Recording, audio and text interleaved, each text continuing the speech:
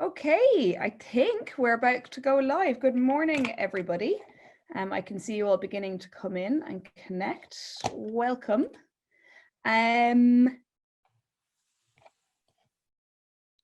I can see you all beginning to come in. Okay, so good morning. Good morning from a slightly grey and overcast Mayo. I hope the weather is better wherever you guys are. I know we're going to have people joining for the next 5 minutes or so. So we'll just kind of like do a bit of intros and that kind of piece. Thank you all for being here. I suppose for us it means you're safe and well. So delighted to have you here. If you can hear me, will you let us know in the chat below? That'd be really great. Just let know the audio is working. I can see a few of you are already commenting, and hopefully you can see a CA2 101 kind of intro slide on the screen in front of you. So oh, that's great. Thanks, Elaine. Thanks, Paula. Good morning, everybody. Morning, Tara. Oh my goodness. Okay, you can all hear. Brilliant. Okay. So welcome to our first webinar. As you know, we kind of love to do our events, and usually we would be doing these in person, but business as usual in unusual times. So thanks for being here with us. For those of you who don't know me, I'm Fania Stoney. I'm a consultant with Great Place to Work, and I've been here for a number of years at this stage. And when I started my time in Great Place to Work, I was actually part of the Culture Audit Team. So I like to think I know a thing or two about culture audits. So it's myself and Anthony Hickey, who's the Culture Audit Assessor in the team at the moment, who's going to be doing the session today. It is likely for those of you who have submitted a culture audit that Anthony was actually the person who assessed them, so you can take up any issues with him afterwards. Sorry. Anthony, do you want to say a quick hello? Hi everybody, thanks for joining us today. Let's see what happens, eh? Okay, great. That's brilliant. You all seem to be able to hear us. That's fantastic. Anthony's just going to keep admitting people in and I'll keep going with the intros. So as I said, it's kind of business as usual for us in these unusual times. This webinar format is new for us. So we'd really appreciate your kind of feedback on it, but also your patience. If something goes wrong, we're hoping it won't. We've tested, we've tried it, but if it does, stick with us and we'll make sure we keep going. Just some housekeeping items, I suppose, to kick off. So it's great that everybody seems to be able to see and hear us. You can probably see there's a video element to your screen and there's just the presentation element. Feel free to minimize the video if you don't want to be looking at our faces for the whole thing. That's fine. All the information that you need is going to be on the screens. We are going to be running questions throughout the session, so you can pop them into the chat below. And actually, if anybody has anything specific that they want covered today, do let us know in the chat now, and we'll actually make sure we work that into the session going forward. We're going to be running through an agenda shortly, but if there's anything specific you want to have covered, let us know and we'll make sure we do that. We will be sharing the slides at the end, so don't worry about furiously taking notes. You'll have all of the information at the end, and we're hoping we're actually going to be able to share the recording with you too. I know I won't be logging into the recording again, but if any of you want a copy of the recording, hopefully everything works and we'll be able to get that to you too. We're not sure how many of you have used Zoom before, and it seems pretty straightforward, but if anybody has any issues, just let us know and we should be able to help you out. Okay, great. I can see more and more people coming in. That's fantastic. What we are quite aware of is we have quite a mix of people on the call today. So we have some people who have only just submitted their first culture audit. We have people who've been doing it for a couple of years. We have people who've been doing it for a long time. And we have people who've maybe never submitted a culture audit before. So to all the new people, hello and welcome to your first Great Place to Work event. It is going to seem like a lot of information if this is your first time seeing it, but don't worry, we're here to support you, we're here to look after you, and hopefully you can take a few bits and pieces away from it that are going to be helpful as you pull the culture audit together. For those of you who've been with us for a while, we're hoping you're going to learn something too. We've got some best practice insight, we've got quite a lot of nuanced information around each of the practice areas and that kind of piece. So we've heard through our conversations over the last couple of weeks that people are using the Great Place to Work process as a project at the moment, as something quite tangible for people to do. So we're hoping this is going to support you in that as well. But like I said, anything specific you want covered, just pop it into the chat and we'll make sure we do that. We are hoping to have you in and out within the hour. I'll keep an eye on time here. Myself and Anthony will do our best to stick to it.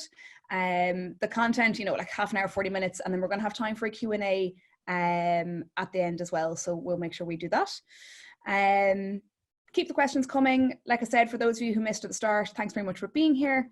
It does mean that you're safe and well, and that's great for us to see. We are kind of getting ready for a kickoff. I'm just going to run through a few other pieces before we get into the meat of the webinar. So most of you will have received this week an invitation from us to our COVID-19 care survey, which is a free survey we're offering to clients to see how they're getting on in supporting employees during the current crisis. I'll have a bit more information at it at the end, but do get in contact with us about that if you'd like to send that out to your people. We are going to be running more webinars.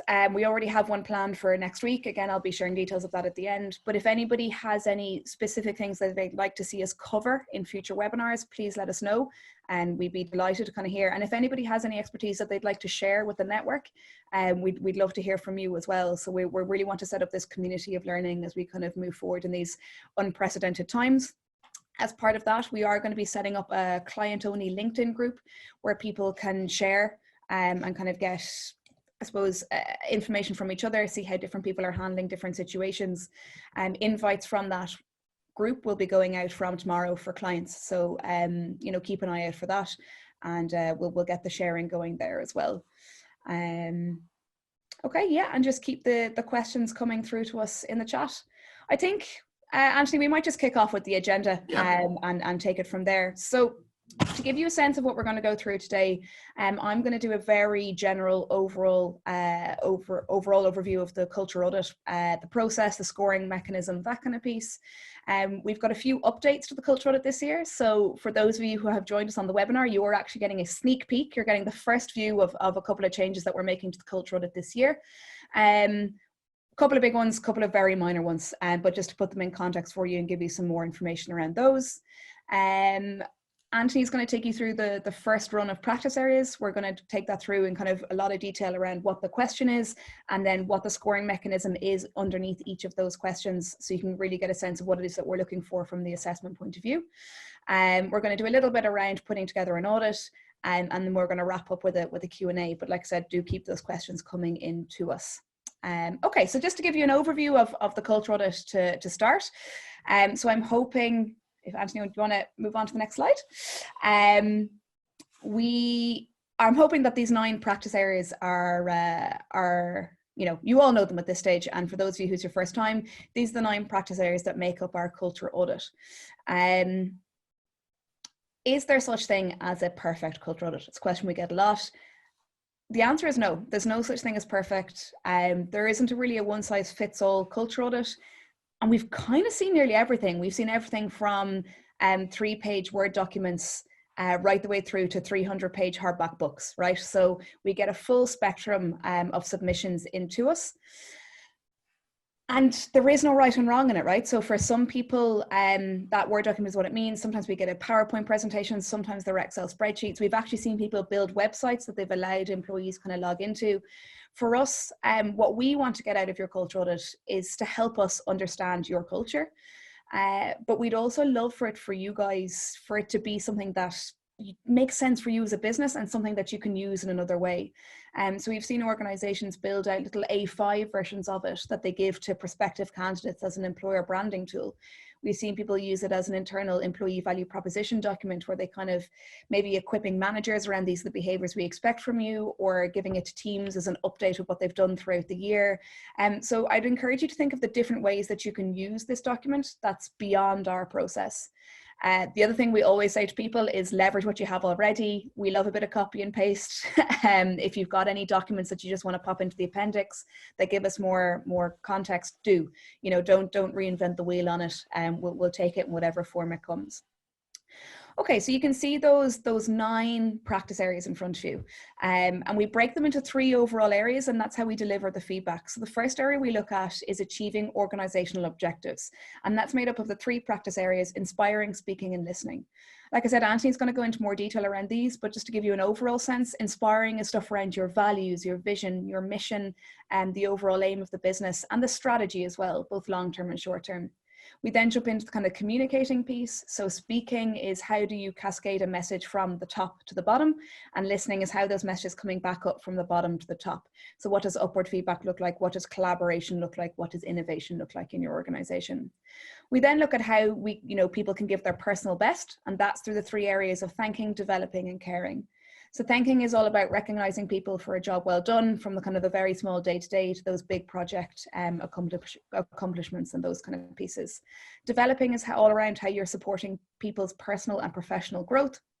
And caring, which has seen a bit of a change this year, but caring is kind of all those things: health and well-being, flexible working practices. I know we're all suddenly doing remote working, so I'll be interested to see the supports that you put in place around remote workers, but also how you're including all employees. So that kind of diversity and inclusion piece is coming in there much stronger this year.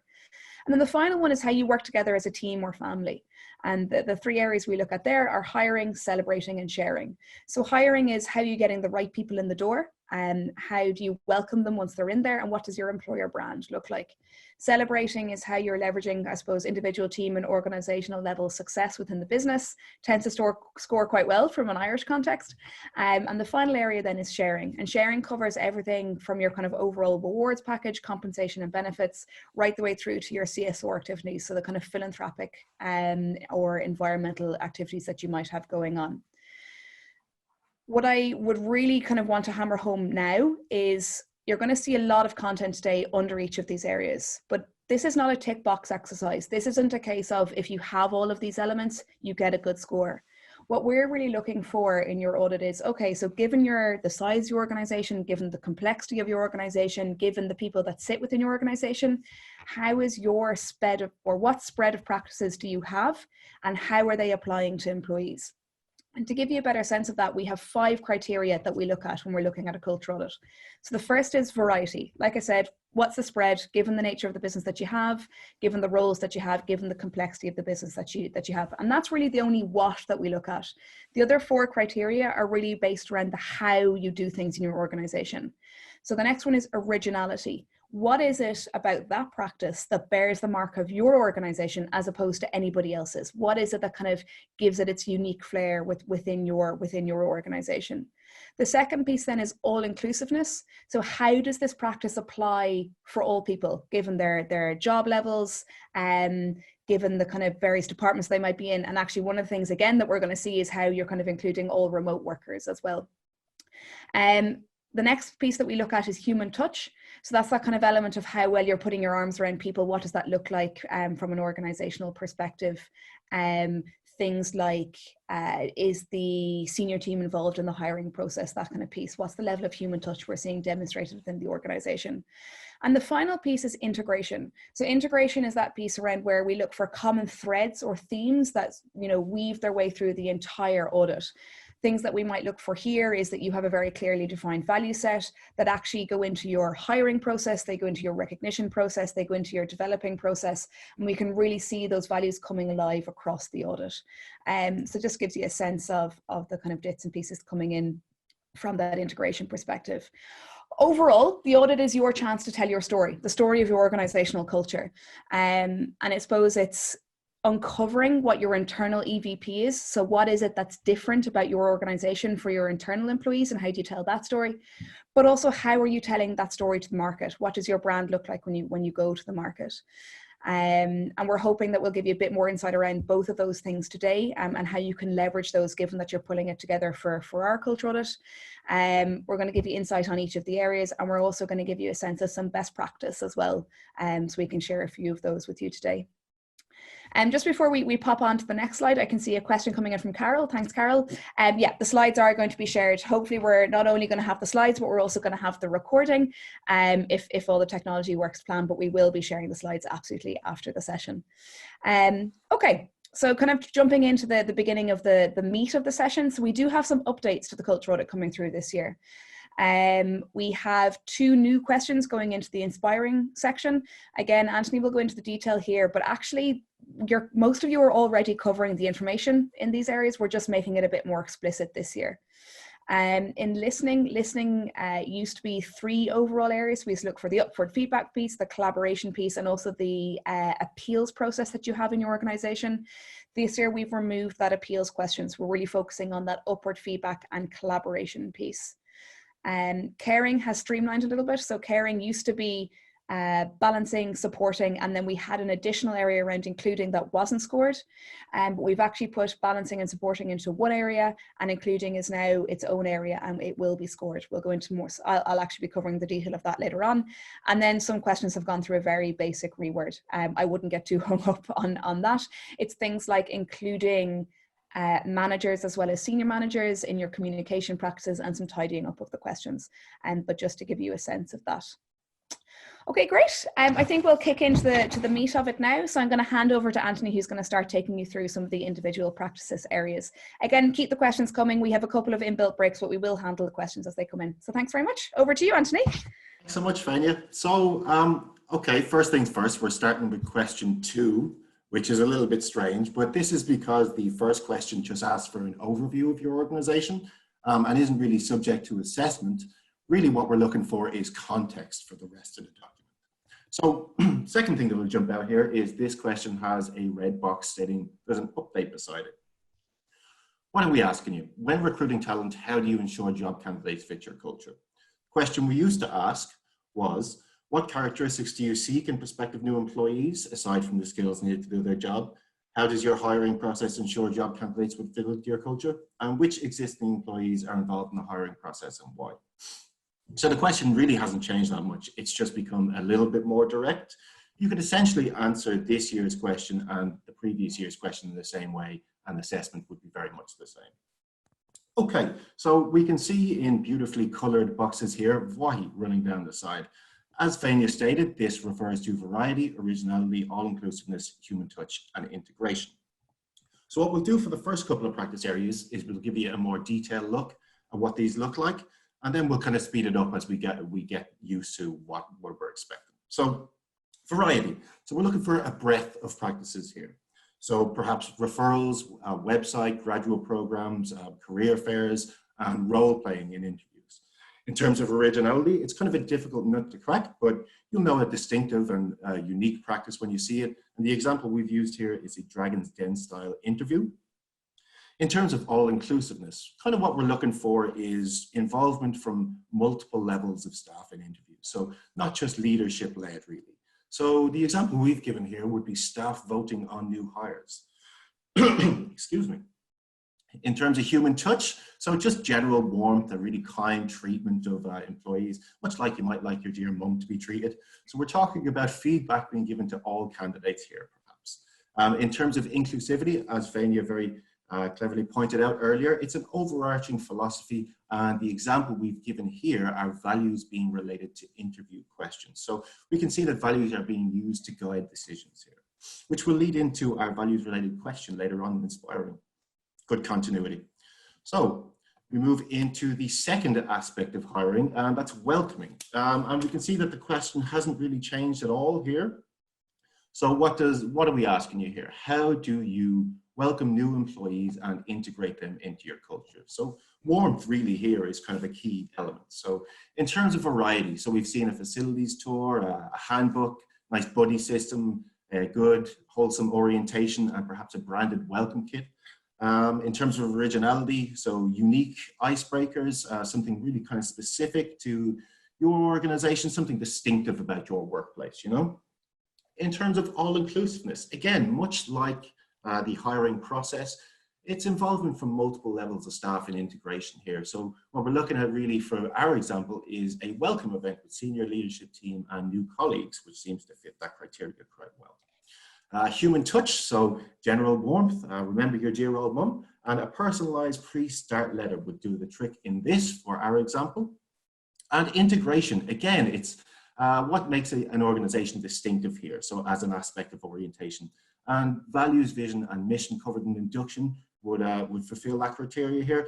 But there's also a kind of a secondary mean to integration here. You might look at like coherency and structure. So a 30, 60, 90 induction program would also illustrate integration quite well.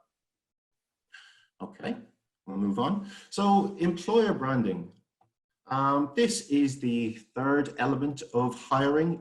Really, it's not subjective WAHI. It's kind of a centralized capture for how you promote yourself as a great place to work in terms of an employee value proposition and really how you promote yourself for potential recruits. So some examples we've given here would be a career page, job listings, company reviews, social media activities, and of course awards and accolades. So if you've received certification or listing, to promote that in your website and job listings. And really this feeds into the first element of hiring in terms of scoring.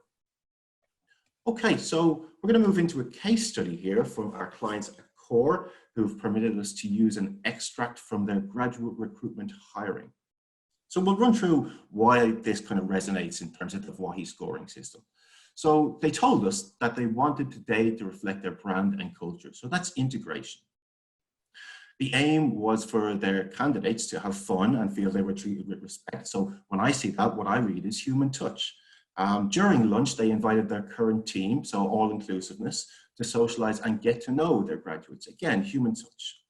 So they could give advice and insight to the company. So that's integration, and get to know the candidates on a personal level. Human touch. So bringing this all together, this is a really nice, warm practice, which seems to cover a lot of the bases for what we're looking for. Okay, so we move on to what is essentially the biggest change in this year's iteration of the Culture Audit, but it's not all that much different in terms of content. This is generally the kind of information we would get anyway. So the first question is, how does your company inspire employees to feel that their work has more meaning than being just a job? So meaning and purpose really is what we're looking for. In terms of variety, again here, there's a range of methods used for this. So what we've honed in on as examples are customer case studies, employee profiles, and media campaigns. Originality might look something like visits to sites where the product is in use. All-inclusiveness, just making sure that all staff get exposure to the feedback from perhaps clients or beneficiaries of product. Human touch, so linking organizational success to employee output through, that could be done through kind of media campaigns or simple communication practices. And then integration here. So what we're looking at is a sense of coherent culture, structured program, and the integration of product policies. And an example of that might be a distinctive and well-branded CSR program. Okay, so this might look a little bit unusual, but this is quite similar to information we've previously provided. So what we're asking is in terms of values. Sharing company values or guiding principles and how they are lived out in an organization. So, oh, my apologies. So what we're looking at here really is group behaviors and guiding principles, with values being considered a guiding hand in this. So variety, how do you present your values? How do you promote them? So perhaps a staff created values wall, values related awards, or simple on-site signage would be effective here. Originality, so what we're looking at is kind of unique values being specific to the organization, really representative of the company at the time. All-inclusiveness, so linking originality into all-inclusiveness, a very good way to get some original values would be to ask the employees to consider what the values are and create them with or by staff. Human touch, so values explicitly placing importance on people, on the staff, and perhaps even the beneficiaries of product. And in terms of integration, so meaningful application of values, and a really good example of that is values being used to guide decision making, such as hiring, as we looked at earlier. Okay, so part C in inspiring, and this is the last adaptation for this question, I swear. So what we're asking for here really is strategy, you know? Describe your executive team's current short and long-term strategy and philosophy for ensuring a successful business. So we're asking companies to describe the process for developing it, examples how you've communicated across all levels of the business. So all-inclusiveness is very important here. So variety, how do you share your strategy with staff? Naturally, there's a range of methods to do this, but they all fall under the communication banner, really. So roadshow, email, video, town hall, and intranet can be used to share strategy. In terms of originality, so originality, again, you know it when you see it, but something we've seen, which is quite novel, is a strategy gallery walk. So an art style kind of layout where staff are walked around and shown what they might be expecting in terms of their strategy. All-inclusiveness, so developing your strategy with staff, particularly through perhaps focus groups, depending on the size of the organization, of course, for feasibility of this. Human touch, staff contributions being placed at the center of strategy, so a philosophy around the importance of people. And integration. So what we're looking for here, of course, is coherency. So a long-term strategy with clear markers of progress. Okay, so Vanya, we're going to throw over the questions for you at this point. I know a couple of people actually weren't able to join us last minute, and we had one question that came in actually specifically around that strategy piece. So one of the questions and it's a question we get asked quite a bit, which is if you're part of a global organization and there's a global strategy and there's also a local strategy, what would you suggest, Anthony, about how people should kind of get that onto paper? Should they focus on the global? Should they focus on the local? What's the best way to handle that if you're part of a global organization? Yeah, so that's a great question. So really the best kind of strategy to take there, no pun intended, is to show us both, you know. There's no real word limit on CA2s and no kind of structural restrictions. So give us your global strategy, but kind of tell us that you've got an Irish specific strategy as well, and kind of make that clear for us, you know. So we'll be able to assess both of those things, but particularly given this is a great place to work, Ireland, we're very, very interested in localized strategy.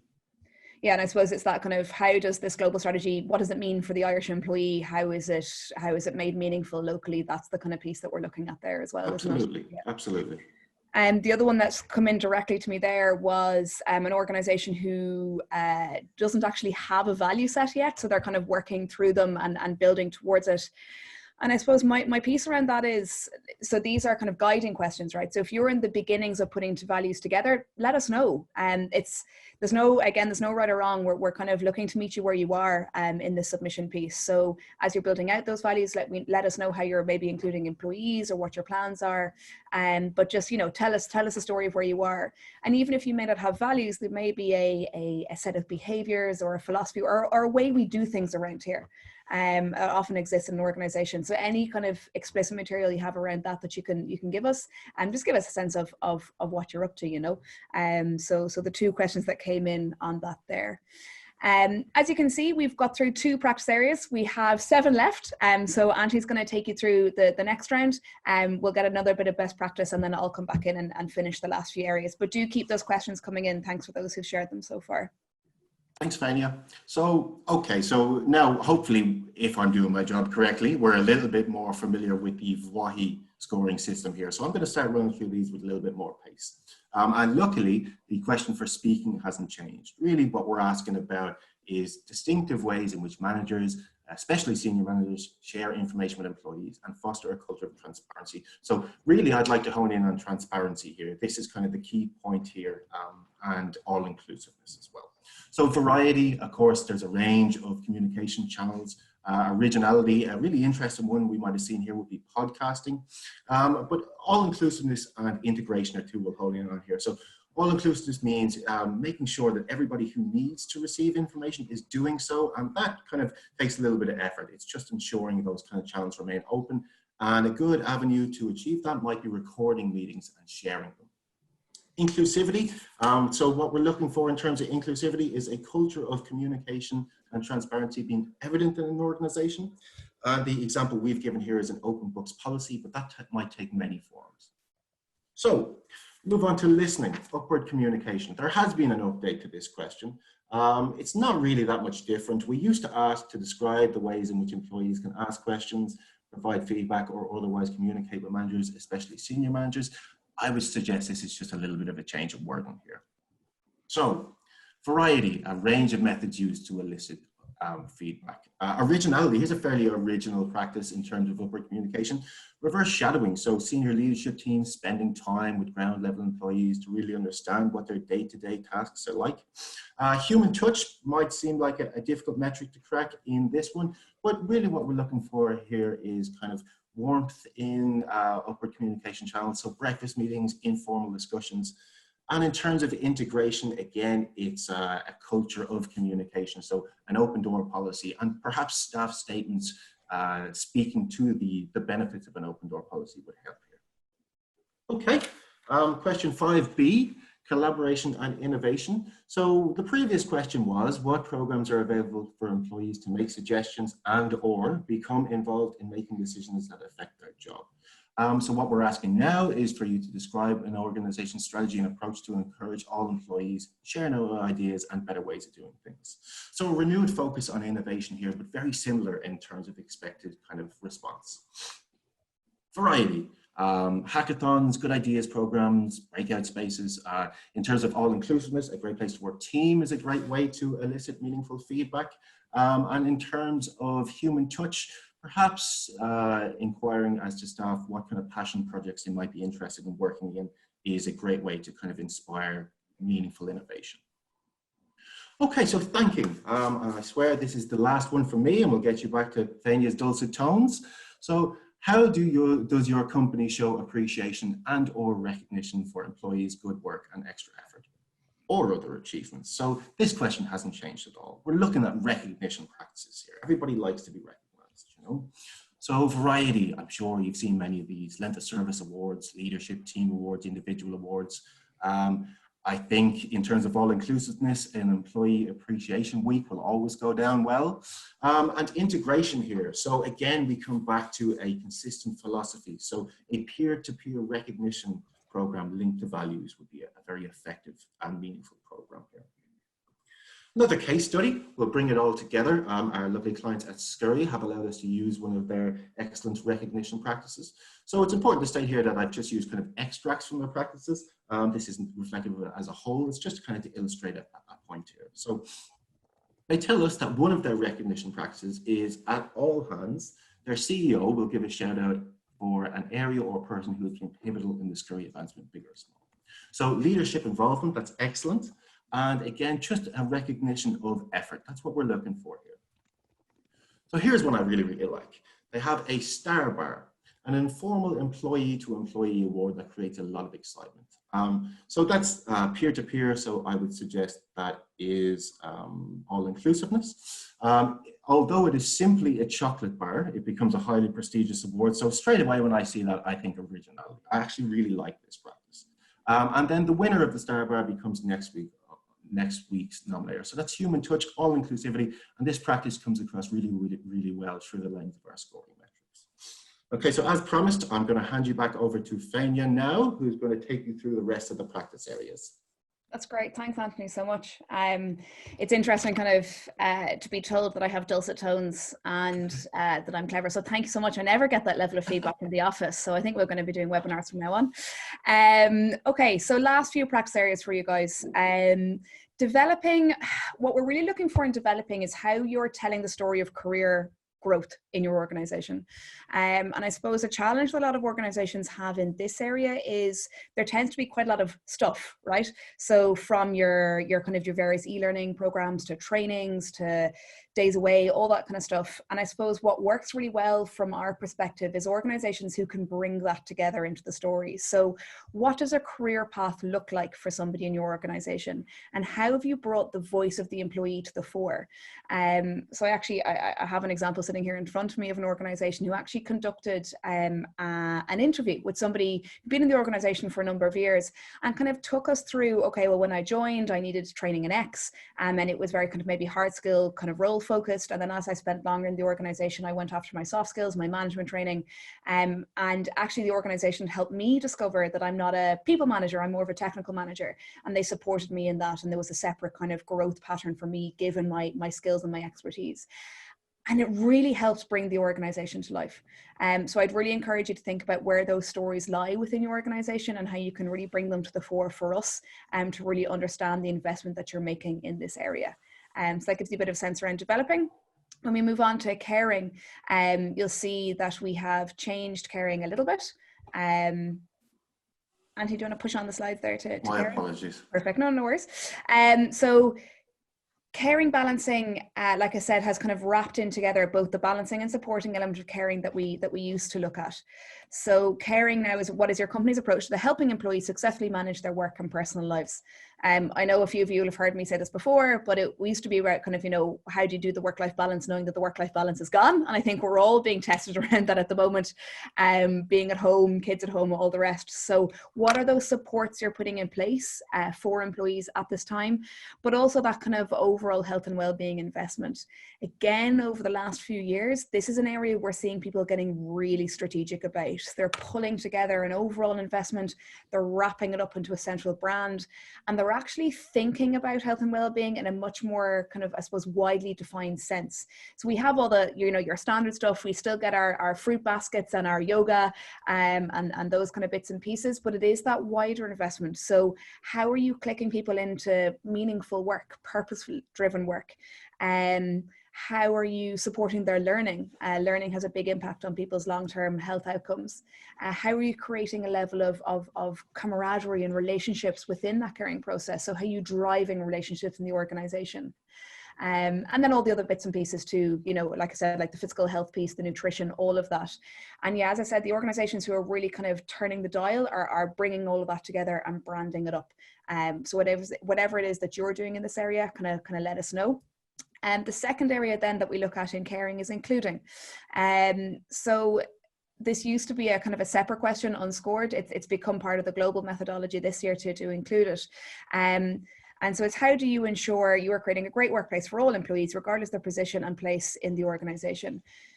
And we are very aware that diversity means something totally different for organizations in Ireland. So we have some organizations who have, upwards of 50 different nationalities sitting within the organization. And they've got wonderful things around kind of, multicultural celebrations and they bring food into the organization and all these kind of ways to capture that. But we're also aware that for some organizations, it may just be that you have different people in different sites. Or again, at the moment, you have people working remotely and you want to make sure they're included. So whatever inclusion looks like for you in your organization, make sure you're giving us a sense of that. The final piece that we see happening more here, again, over the last couple of years, is people looking beyond maybe their traditional talent pools and opening up that process to maybe people who have disabilities or who are from the autistic spectrum, whatever it might be, and how they're including those employees and making their workplace more accessible to a wider range of people. So whatever it is in there, give us a sense of it and let us know. Okay. Quick stop here, because we've been through quite a number of areas there. As you can see, we're through 7 of the 9. And again, I've got a couple of questions coming in. So Anthony, I might throw this one over to you. So somebody's asking how they would best showcase both the kind of their Great Place to Work survey process, but also the team that they've got. I know you mentioned it in collaboration, but if you could just elaborate on that one a little bit for somebody. Absolutely. So, I mean, in terms of, I suppose you could answer it in a few different areas. You could perhaps answer it inspiring or listening up or feedback or collaboration, but really just kind of tell us what your team has been up to, kind of give us an idea of the work they've done, meetings they've held, particularly give us the how of what's occurred, kind of just a few bullet points as to what programs they've come up with. And in terms of acting upon survey results, I mean, you could do that in a very similar way. So some of the most effective things we've seen is very, very simple in format. They say, an organization might say, we determined X, Y, and Z as our key elements to work on, and they give us some examples as to how they've done just that. And that's brilliant, as informative as possible or as simple as possible. Both those things can work together in this instance. Yeah, no, I think that's it. I think the ones that I know I've seen that does really well is, okay, so we conducted the survey. Here are our results. Here were the actions we decided to take. Here's what we did. So you really kind of showcase that step-by-step process. And I wouldn't worry if what you're outlining there is maybe something you're throwing into another practice area anyway. So I'm trying to think of a good example. For instance, I know last year, one of the Great Place to Work teams we were working with took on recognition. And they built a recognition process that they did in kind of collaboration with employees and that kind of piece. So they documented it in the collaboration piece, but we also heard about it in thanking. And that's fine. If something falls into both areas, you can kind of give us a sense of it in both. You can give it to us in one and just reference it in the other, whatever's going to work best for you. I know sometimes people get a bit worried that they're putting the wrong thing in the wrong area, but really don't. The team will kind of make sure you're getting allocated the right scores in the right areas, and they'll work with you on that as well. So just give us the information, and we'll make sure it gets scored accordingly. Absolutely. Okay, cool. Yeah, no, that's that question. Okay, so moving on to the last few areas, so celebrating. Celebrating tends to be one of the strongest scoring Irish practice areas. It tends to be something we can do quite well. I suppose in a nutshell, what we're looking for here is how are you celebrating individual success, team success, and organizational level success. So at an individual level, it could be that somebody's gone through one of your developing programs and you want to kind of make a bit of a song and dance about that. So how are you doing that? It can also be personal milestones as well. We'd often see kind of personal pieces being put in here, maybe kind of big significant life events for an employee and that kind of piece. At a team level, finishing up a project, how are you celebrating that? How are we making sure that we're kind of bookending, yes, we've achieved this is what we've learned, and this is how we're going to move forward, this is how we're going to celebrate. And I remember seeing one a couple of years ago that came in about an organization who actually brought the idea of celebrating failure to the fore. So what they'd realized they were very good at was celebrating when something went really well, and when a project didn't go so well, it was kind of swept under the carpet and never talked about again. But actually they realized that there was a lot of learning to be had in looking at that failure and figuring out, okay, so what can we learn from this that we won't do again, that we will do again? And so really kind of looking to get in underneath that. And then the final one is organizational level success. Again, what we see organizations do best here is when they have a big milestone. So we'd see it maybe around a 5th organizational birthday or 20 years in business or whatever it is. And that tends to score quite well. But we do want to see continuity here. So what does that look like on a year-on-year piece? How are you wrapping up the year? How are you celebrating, I suppose, maybe launching a new year, whatever that might look like. So a few different bits and pieces in there. And then Anthony, just the final piece in that one is we'd often see the sports and social committee coming to the fore here. So making sure it's kind of employee led and responding to employee need. Okay. Quick question in from Adrian. Grey Skies and Mayo indeed. So the difference between the audit going through the certification route and the regular route. Yeah, so great question. So some organizations on the call today will be part of our Best Workplaces program, and some of the organizations on the call will be part of our certification program, so that 3-year commitment to ongoing improvement. And I suppose it's pretty straightforward, really. Year 1 from every organization, we look for a full audit, right? So give us it all, give us everything, give us a sense of it. In year 2 and 3 of the certification cycle, we're just looking for an update year 2 and an update year 3. What's new, what's in, what's gone, what's changed. That's it. And then as you begin the beginning of the second round of your 3-year process, we look for that full audit again. We found that every 3 years, it's good to kind of almost restart the process and give us that full audit again at the beginning of the 4th year. Now, while this applies to our Best Workplace programs as well, it's most obvious in part of that 3-year certification cycle. So year 1 full audit, year 2 plus, year 3 plus, and then in the 4th year or the 1st year of your new cycle, you give us that full audit again. So Adrian, I hope that answers your question of the difference around that kind of certification piece. Okay, so our last practice area is sharing. So the first element of sharing is around rewards. So really what we're looking for here is stuff around your overall compensation package. So what does reward and compensation benefits look like for you? Again, this is going to vary by organization. Sometimes it's stuff around kind of salary benchmarking and any of the kind of health insurances or pension schemes that you have. For some organization, they can expand this out around profit sharing and stock options, that kind of piece. I think where most organizations actually miss the trick in this area is how it is you're communicating this to employees. So what we often see is we're really good at telling people during the hiring process all of the wonderful ways we're going to be supporting them from this perspective, and maybe we tell them during induction, and then we kind of never tell anybody again, right? So where we're seeing organizations do this really cleverly is actually pull together maybe visuals, or I know some organizations do the thing where they get their providers in and do a bit of a showcase day. I know at the moment during social distancing, you're not going to be bringing providers in, but it's that idea of how are you keeping this overall package alive in the minds of employees, and what is it that you're doing to kind of really bring that to the fore for people. So that's again where people generally tend to do slightly better in this area, and we actually would see that centralized collection of everything and the visualization and the sharing with employees have a good impact on survey scores as well. So worth having a think about that one. The second area of sharing then is all around corporate social responsibility. So we're looking here for kind of your philanthropic, environmental or other CSR initiatives. And again, how it is employee led. What is it about this that's kind of, bringing employees to the fore? And I've actually got a best practice here for you. It kind of brings this area alive overall. So for those of you who were at our Best Workplace Awards, you would have seen that Morgan McKinley won a special award for their sharing practice, the Morgan McKinley Million. And I suppose a few different things stood out to us from this. So they started it back in 2017. So we liked the kind of long-term commitment to a central brand. And like I said, they kind of brought it all together under one central umbrella. So the Morgan McKinley Million effectively created a way for all of the various investment that they were making and all the various activities that were happening in this area into one central piece.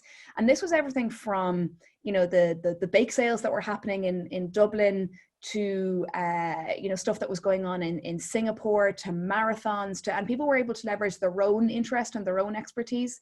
They also wrapped in their volunteer time off. So for people who were taking kind of time off, they added that into the Million Initiative. And then they celebrated it.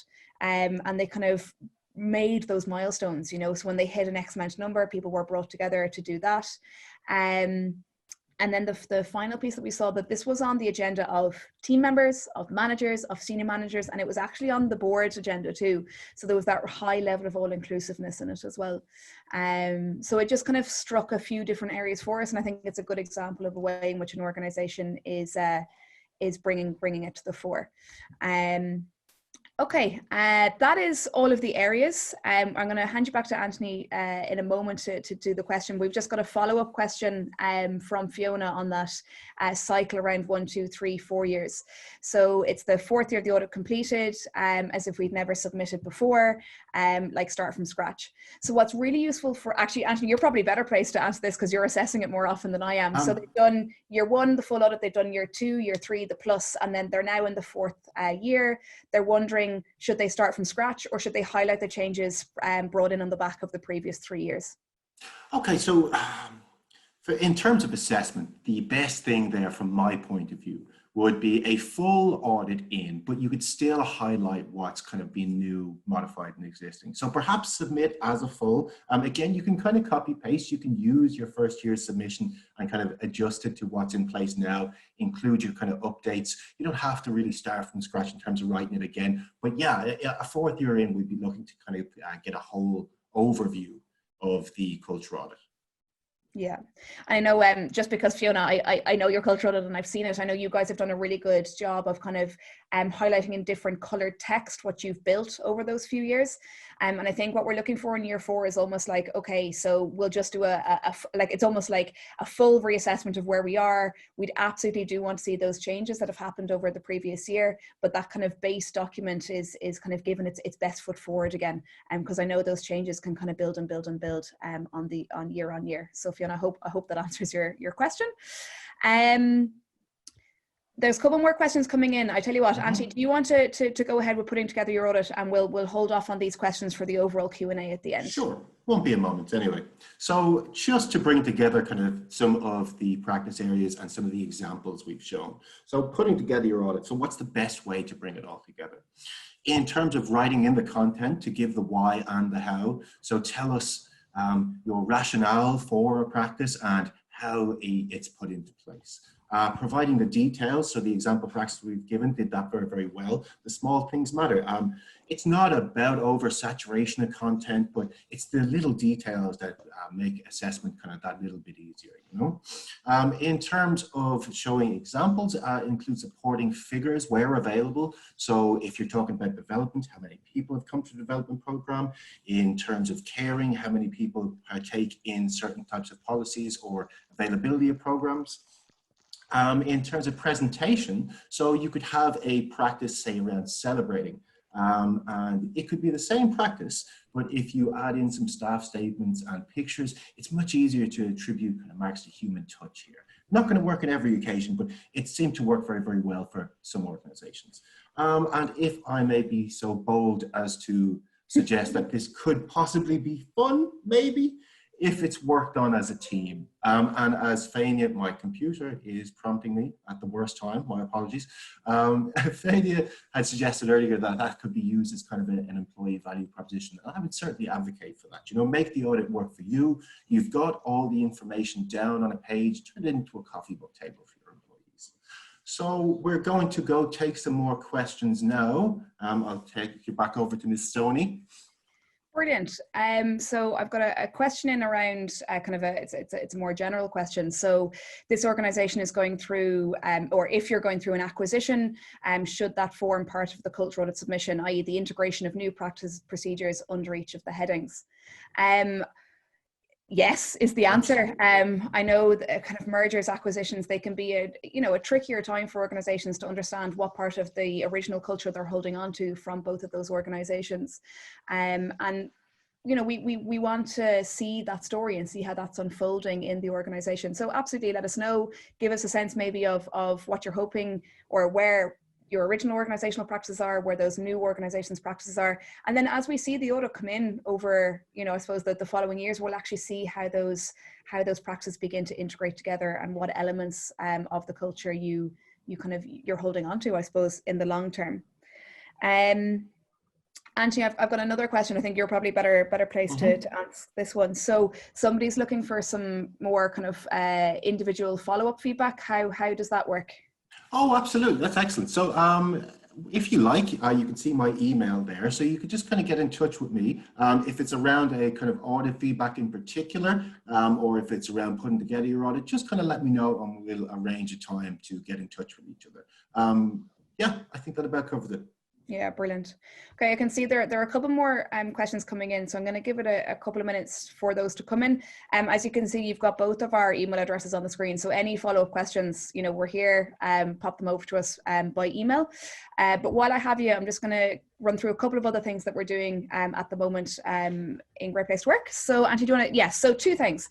The first is, as of today, tomorrow, we're going to start inviting clients to be part of a Great Place to Work LinkedIn group. So this group is going to be specifically for clients, and it's going to be a place where we can chat about, you know, how people are getting on in the current crisis, what people are doing, what supports they've got in place, and what support might look like from us from a Great Place to Work perspective. So keep an eye out for those invites coming in. The second piece then is we, hopefully a lot of you would have got this email during the week, but we have launched a COVID-19 care survey, and that's a free of charge from us. And what we're looking at in that survey is for organizations to figure out, you know, is remote working for them? What are those levels of support? Do people feel that their well-being is looked after? You know, pieces around our management behaviors, the right behaviors for people given the current climate. If anybody wants any more information on that, you know, give us a buzz, drop us an email, and we'd be delighted to kind of support you in rolling that out. I know the ops team are looking after it and they're building it, so you're going to get reports and everything on the back of it as well. So in whatever way that can help, let us know. The other bit then is we're going to be running another webinar next week. So like I said, please do keep the suggestions coming in around what feedback you'd like to see, and what webinars you'd like to see, where we're going to try and be as responsive as we can to that content. The next webinar is going to be run with us, with Colin Hughes, who is the head of the Graduate Business School in TU Dublin, formerly DIT. And it's going to be all about building and maintaining trust while working remotely. So Colin's been doing a huge amount of research into this over the last number of years, and he's going to be bringing insights, as you can see, from research with managers and employees of virtual teams. So that's going to be next Thursday. Again, you guys are getting first line of sight of this, because it's you know, special privileges for those who joined us on the webinar today. But it's going to be this day again next week, and an invite will follow with this, along with the kind of the slides and the recording and everything. So I hope you'll be able to join us for that. Again, anything that you'd like to see us cover in the webinars, let us know. Any feedback on this one, let us know. And if any of you have any expertise to share, we'd love to hear it. Okay, we've got a couple more questions coming in, so we'll do a couple more questions and then we'll begin to wrap up. So again, this kind of comes back to your point earlier, Anthony, but somebody wondering, when you're putting together an audit, should it be one person or should it always be a team, or how would that best work? So yeah, great question. Something we get asked a little bit. So it depends on the size of the organization and really how much content you feel like goes into the audit. You don't want to overload yourself in terms of work. You know, you can see there's a good few questions in there. So if you're from a smaller company, you feel like you know every kind of question well, you can respond to every question, go ahead and tackle it yourself. You know, it doesn't have to be a huge document. It's really about the content that's in it. If you're a larger company, maybe you anticipate that there's going to be quite a bit of content in it, or maybe you haven't got all the information readily available. Utilize that great place to work team. Perhaps all take one specific section and then kind of centralize it together, have meetings to make sure you're at where you need to be. So, you know, I'd love to give a very definitive, direct answer, but of course it is going to be context dependent and it's going to be what works for you. Right. Okay, and we have one more question coming in, and I think it's such an apt question given the times we're in. So has anybody got good ideas for thanking workers today in today's difficult environment, both frontline and remote workers adjusting to a new normal? And I know what the conversations I've been having with people over the last couple of weeks, I think last week was almost like everybody kind of figuring out what remote working was and getting set up and what that looked like. And this week is more kind of, okay, so this is the new normal. How are we going to act in this new normal, or what's this going to look like? And so this idea of recognizing employees, given that we're all working remotely, is becoming more of an issue. I suppose I'd love to throw that out to the floor. If anybody has anything specific they're doing in their organizations, let us know in the chat. But from the conversations I've been having, I suppose the biggest thing is organizations are trying to do as much as they would normally be doing in the new parameters that they find themselves. So if, you know, manager recognition, ad hoc recognition is something that you've been doing, how can you adapt that to the remote setting? We've seen some really interesting stuff around organizations coming together, maybe for you know, an 11 a.m. coffee where they kind of shout out different people during the week who've done something, you know, above and beyond that week. And while it's not happening in person, there's that kind of sense of collective identity coming together and the recognition happening at that level. We've seen some organizations actually set up a team recognition piece, and in this, for those of you who would have seen Asana's passing the flag, it's very similar to this. And actually, Anthony, the kind of star bar one from Scurry, that idea of passing it over, but actually giving the recognition over to teams who are working remotely. So maybe team A is recognized week one for doing something, and then they come together and figure out which the next team should be recognized is and why, and it becomes kind of that team sharing piece. But it is about kind of which behaviors you want modeled, even given that we're working remotely and what that looks like. But Gráinne will definitely keep in touch, and as we see those practices coming in, we'll keep sharing them with you. Okay, I am conscious that we are at 5 minutes to the hour, and I think we've got through all of the questions that have come in. So thank you all for being with us. As I said at the beginning, it means you're all safe and well. We're delighted that you are. If we can continue to support in any way, do not hesitate to get in touch, whatever that might look like.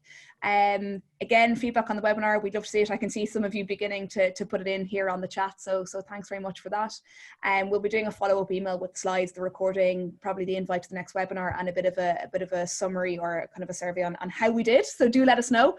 All feedback is welcomed, as long as it's nice. No, I'm joking. Great you received. But just to say thank you all very much. I hope it gave you something to think about. We know it was quite a lot of information, but hopefully everybody got something out of it. And hopefully see you all next week at the next webinar. So thank you so much. Thanks for your time, folks. Thank you very much. Bye, guys. Thanks a million. Thanks, guys. Thanks. Bye, guys. Stay Bye. safe. Stay well. Thank you. Thank you. Bye-bye. Thanks, Thanks, guys.